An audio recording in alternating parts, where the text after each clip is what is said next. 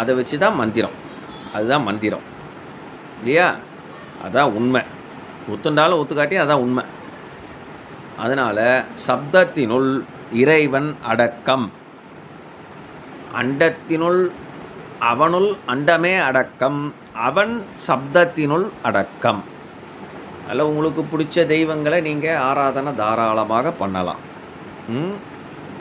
ஓம் நமச்சிவாயான்னு சொல்லலாம், ஓம் சரவண பவான்னு சொல்லலாம், இல்லை ஓம் ராம ராம ராம ராமா ஸ்ரீராம ஸ்ரீராம ராம ராமா சொல்லலாம். எது சொன்னாலும் ஒன்றொன்றுக்கும் ஒரு விதமான வைப்ரேஷன். ஒன்று சீக்கிரமாக பலன் கொடுக்கும், ஒன்று லேட்டாக பலன் கொடுக்கும். ஆகக்கூடிய நல்ல பலன்கள் தான் கொடுக்கும். அதனால் உங்களுக்கு பிடிச்ச இஷ்ட தெய்வங்களை நீங்கள் பிரார்த்தனை பண்ணலாம் தாராளமாக. சரியா? ஓம் ஸ்ரீ காமாட்சி நமஹ.